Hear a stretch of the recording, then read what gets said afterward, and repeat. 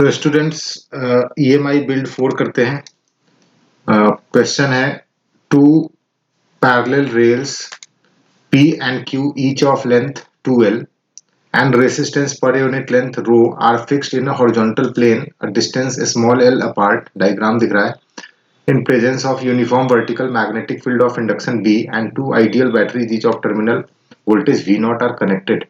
So voltage इसका V0 और V0 है, ऐसे कुछ connected है. Between the ends of the rails as shown in figure. Two light sleeves, ठीक है, ये sleeves हैं, दो light sleeves rigidly connected by a conducting rod of length L.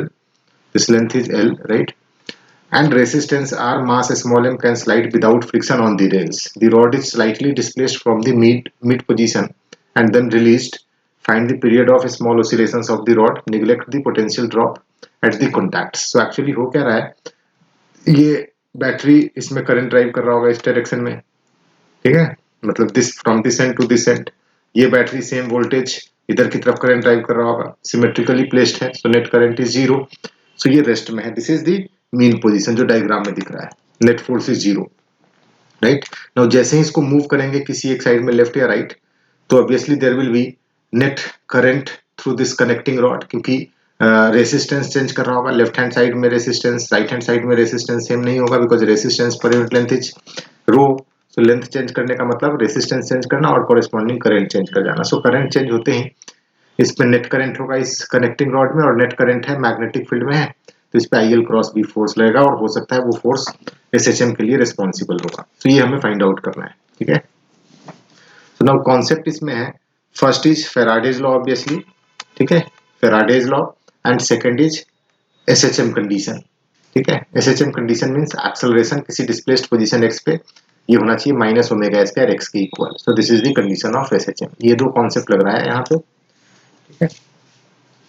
So now solution की तरफ मूव करते हैं. सो हमने रफली ये डायग्राम दिखाया हुआ है, टू पैरेलल रेल्स जिसपे कनेक्टिंग रॉड स्लाइड करता हुआ मैग्नेटिक फील्ड डॉट के डायरेक्शन में बाहर की तरफ है, ऐसे कुछ, ठीक है.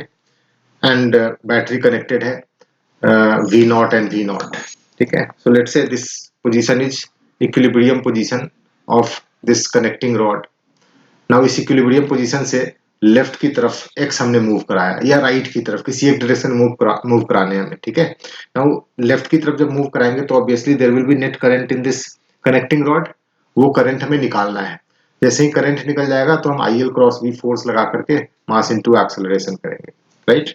तो लेफ्ट की तरफ मूव कराने का मतलब हमने मान लिया कि कुछ इसमें करंट है, रैंडमली हमने लिया हुआ, इधर की तरफ फ्लो करता हुआ I1, ठीक है, इधर गया I2 इस कनेक्टिंग रॉड में, और बाकी का इस जंक्शन पे इधर की तरफ पास करता हुआ I3. मतलब I1 is equal to I2 plus I3 हमने ये मान लिया आर्बिट्रली. इसमें करंट I1, इधर I2, इधर I3, वापिस इसमें करंट I1 मूव करके आता हुआ ऐसे, ठीक है. यहाँ से यहाँ तक का लेंथ है कैपिटल L. x पीछे की तरफ जाने का मतलब ये लेंथ हो गया कैपिटल L माइनस x, और ये यहाँ से यहाँ तक का length capital L plus x. So there is a resistance change जो हम कंसीडर करेंगे x के टर्म में. तो यहाँ पे हमने लिखा है Kirchhoff's law for the loop ABCDA.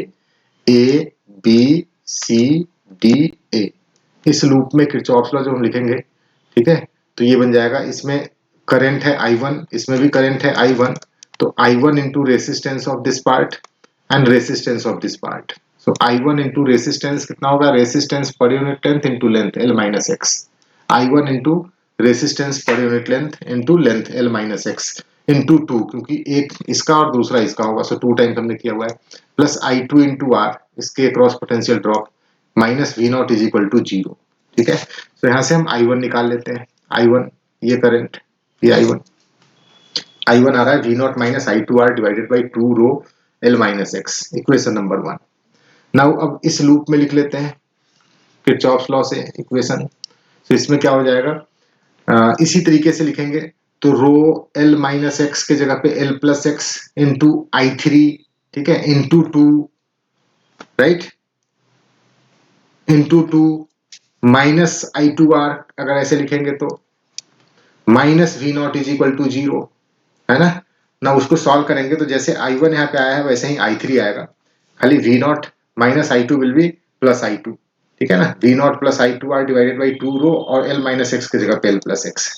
So equation 1 I1 and equation 2 हमने निकाल लिया I3.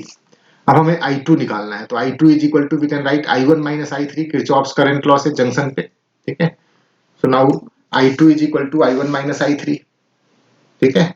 नाउ I1 का वैल्यू यहां से रख लेते हैं इक्वेशन 1 से, और I3 का वैल्यू यहां से रख लेते हैं, और थोड़ा सॉल्व कर लो, ठीक है। x is very small compare to capital L, so L square minus x square को हमें लिखना पड़ेगा L स्क्वायर, ठीक है कि नहीं। x का पावर 2 नेग्लिजिबल हो जाएगा because x is very small. now इसको सॉल्व करने के बाद I2 यहां से निकल के आ रहा है V not x divided by rho L square plus R capital L। हमने x लेस देन L को लिया हुआ है यहाँ पे, ठीक है, ये लेना पड़ेगा, स्टैंडर्ड है, स्मॉल ऑसिलेशन की बात है। सो नाउ करंट हमने निकाल लिया इस रॉड से। नाउ अब इस रॉड पे net force is equal to mass into acceleration करते हैं, बिना डायरेक्शन देखे एसएचएम हो रहा है तो एसएचएम होता हुआ मान करके ही इक्वेशन तुम्हें लिख देना। ऑब्वियसली इधर डिस्प्लेस कराएंगे उसके ऑपोजिट डायरेक्शन में जरूर फोर्स आ रहा होगा, ठीक है।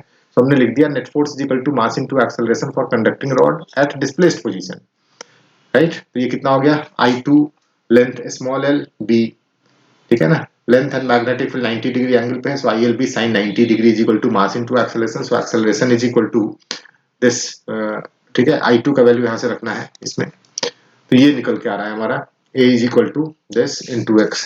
ऑब्वियसली ये कंडीशन एसएचएम का है, और ये होल जो टर्म है this is omega square, so time period is equal to this. Without going into the details of direction हम ऐसे लिख सकते हैं और आंसर तक पहुंच सकते हैं। So this is the time period, although direction भी हम चेक कर सकते हैं, ठीक है।